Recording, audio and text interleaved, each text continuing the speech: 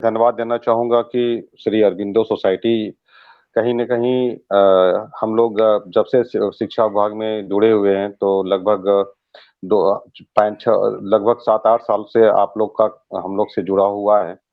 और इसके पीछे इन कार्यों के पीछे कहीं न कहीं आप लोगों का जो मोटिवेशन था, श्री अरबिंदो सोसाइटी के जो शिक्षा में शून्य निवेश नवाचार के जो पहले से एक आंदोलन के रूप में सारी चीज़ें चल रही थी, तो उसके पीछे कहीं न कहीं ये सारी चीज़ें थी कि किस तरीके से हम लोग शिक्षा में, नवाचार में और नित नए प्रयास करते रहें।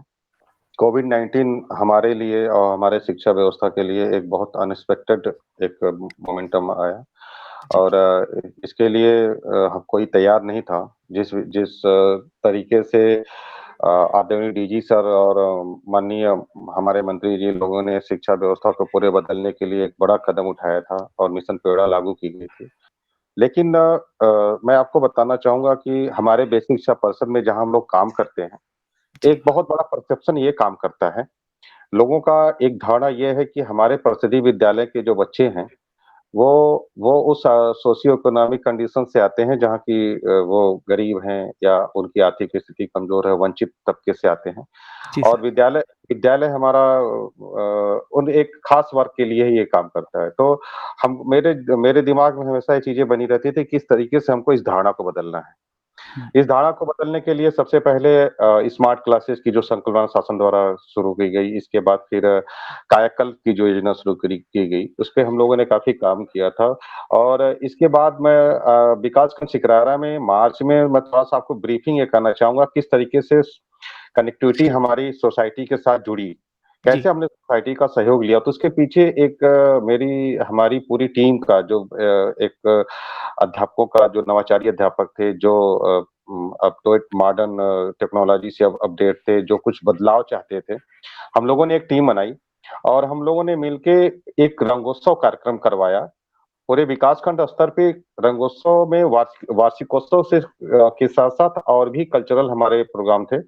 तो हम लोगों ने लगातार इस कमी को महसूस किया कि हम लोगों ने जो लीड लिया है, जो हम लोगों ने सोसाइटी के साथ जो कनेक्टिविटी बनाई है, उसको किस तरीके से हम लोग कैसे उस कनेक्टिंग अपने जो जो हम लोग के संबंध थे, उसको कैसे हम लोग अपना बनाए रखें। कुछ तो इसी बीच में हमने शिक्षकों से वार्ता करी और आपको बताते हुए अजय जी मुझे बड़ा हर्ष होगा कि ये पूरे उत्तर प्रदेश में अपने आप में बड़ा अनूठा कार्यक्रम था कि हमारे शिक्षकों ने मिलके उस लॉकडाउन के दौरान अप्रैल महीने में 135 कुंटल का खाद्यान्न का सहयोग दिया और लगभग सवा लाख रुपए उनके सोसाइटी में जो पीड़ित थे, जो वंचित थे, जिससे प्रभावित थे कोविड-19 से, उस जी, सोसाइटी में देने का काम किया। जिलाधिकारी महोदय के निर्देशन में सारा कार्यक्रम सम्मिलित हुआ, संपन्न हुआ और तो हम लोगों ने देखा लगातार हम लोग अपने सोसाइटी से कनेक्टिंग बनाए रखे कि बच्चों का पढ़ाई हम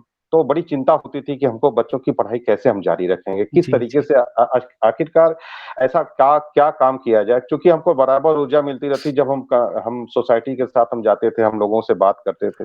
तो एक बात सामने उभर के आती थी कि सब कुछ तो ठीक है, हम तो ज़िंदा रह लेंगे लेकिन हमारे बच्चों की पढ़ाई का क्या होगा? बच्चे कैसे पढ़ेंगे? बच्चों का क्या होगा? जी, तो हम लोगों के दिमाग में एक आइडिया है, जब हम एक गाँव लखेसर है, मैं आपसे हुँ, बताना चाहूँ था वो दिन था 19 मई का दिन था, जब हम लोग ने वहाँ एक गाँव में इसी तरीके से हम लोग जाके अपने इस मुहिम को आगे बढ़ा रहे थे कि किस तरीके से हम अपने बच्चों के साथ कनेक्टिंग करें, कैसे उनकी पढ़ाई-लिखाई जारी रखें। तो एक लखेसर गाँव था, उस गाँव में हमको आईआईटी कोटा से तैयारी करने वाले बच्चे, पीसीएस, आईएएस की तैयारी करने वाले बच्चे मिले, जो लॉकडाउन में घर पे आए हुए थे। तो ओह! हम लोगों ने इस अपने अपने शंकाओं के बारे में बताया कि हम किस तरीके से हम लोग चिंतित हैं, किस तरीके से हम अपने बच्चों की पढ़ाई को कर सकते हैं। तो हम लोग ने ऑफ़र किया कि अगर आप लोग बच्चों को हमारे पढ़ने-पढ़ाने का काम करें या बच्चों को गाइडेंस दें या बच्चों को आपने जो सीखा अपने अनुभव को बुला के इस तरीके से तो चूँकि उस समय कोविड-19 का दौर था तो हमको अपने सोशल डिस्टेंसिंग का और इस चीज़ का भी पालन करना था कि कहीं ऐसा जी, ना हो कि कोरोना से संक्रमण का भी कोई खतरा हो। तो जी सर, हम लोगों ने लगभग उसी दौरान 6 बच्चे 6 हुँ, आप वॉलंटियर कह सकते हैं जो हुँ, आईआईटी से तैयारी कर रहे थे, इंजीनियरिंग कर रहे थे, आईएएस की तैयारी कर रहे थे और तो उन लोगों ने अपना एक योजना बनी कि नहीं हम लोग ग्रुप बाँट लेंगे हुँ, मिनिमम 10, 8, 9 बच्चों का, उनको जी। सोशल डिस्टेंसिंग करते हुए 3-3 4-4 ग्रुप में और 3-3 4-4 शेड्यूल में उनको उनको पढ़ाएँगे। तो हम लोग ने फिर इसके बाद सीडीओ सर से बीएसए सर से बात करी इस संबंध को इस चीज़ों को उनको बताया कि इस तरीके से हम लोगों ने एक सोचा है। तो सीडीओ सर ने काफ़ी इसका सराहना किया और हम लोगों ने एक वेबिनार मीटिंग सीडीओ सर की अध्यक्षता में हुँ, उन बच्चों के साथ करवाई। उसका रिस्पॉन्स हमको मिला कि हमारा उत्साह दुगना हो गया और हम लोगों ने मिलके इसके बाद 2-3 दिन बाद 28 मई को गूगल वो कार्यक्रम हुआ था। उन हम लोग इसके बाद जब हमको ये कार्यक्रम अपना सफल लगा कि नहीं इसमें हम बहुत अच्छा काम कर सकते हैं और एक हमको उम्मीद की किरण दिखाई दी, तो हुँ, हम लोगों ने फिर उन जून फर्स्ट वीक में हुँ, 20 स्कूलों का एक पायलट प्रोजेक्ट बनाया कि ह चूँकि हम इसको एक साथ ऐसे ब्लाइंड लॉन्च नहीं कर सकते थे। हुँ, उसमें कोविड-19 का भी खतरा था। बिल्कुल उसमें सही ये कहा। भी था कम्युनिटी के हम कैसे किन लोगों को लें। हो सकता है कि कहीं ऐसा ना हो कि हमारा ये जो सोच है वो कहीं भटक जाए, कहीं किसी उसकी दिशा गलत हो जाए। 20 कमिटमेंट अपने ऐसे स्कूलों को लिया जो हमारे बहुत अच्छा एजुकेशन लीडर के रूप में वहाँ के हेड टीचर्स काम कर रहे थे। जी तो सर। हमने फिर आदरणीय सीडीओ सर से, डीएम सर से इस चीज़ को बीएसए सर से बातें करी और 20 स्कूलों को लेने के बाद जब हम लोगों ने उनको वेबिनार मीटिंग क्योंकि उस समय मीटिंग भी नहीं आयोजित की जा सकती थी, बात भी हुँ, नहीं की जा सकती थी। जी तो हम लोगों ऑनलाइन सब।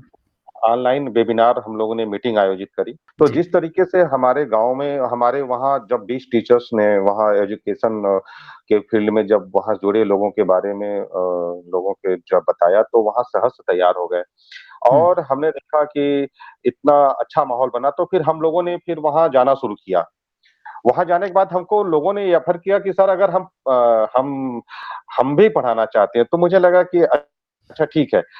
इनको जैसे जो आप प्रवासी मज़दूर जो आए हुए थे, जो हुँ, मोबाइल रिपेयरिंग का काम करते थे, जो टेलरिंग का काम करते थे, जी, जो अन्य विधाओं में पारंगत थे, इलेक्ट्रिक का जी। काम, तो मैंने कहा कि आप एक काम करो, आप लोग ने अगर सहयोग का हाथ बढ़ाया है, तो निश्चित रूप से मैं आपका सहयोग लेना चाहूँगा। तो मैंने मैंने जो जो टेलरिंग का काम करते थे, हमने कहा बच्चियों को काटना सिखाइए, बहुत बच्चियों को बढ़िया, सिलना सिखाइए। बहुत बढ़िया सर ये तो। जो मोबाइल रिपेयरिंग का काम करते थे, जो इलेक्ट्रिक का मैंने कहा बच्चों को आप जो जूनियर्स के बच्चे उनको बताइए किस तरीके से आप घरों में कैसे विद्युत प्रभावित होती। तो सकारात्मक अगर हम होके जाएँगे सोसाइटी और लोगों के पास तो निश्चित रूप से हमको हमको उसका अच्छा अच्छा सकारात्मक उसका रिज़ल्ट भी मिलेगा।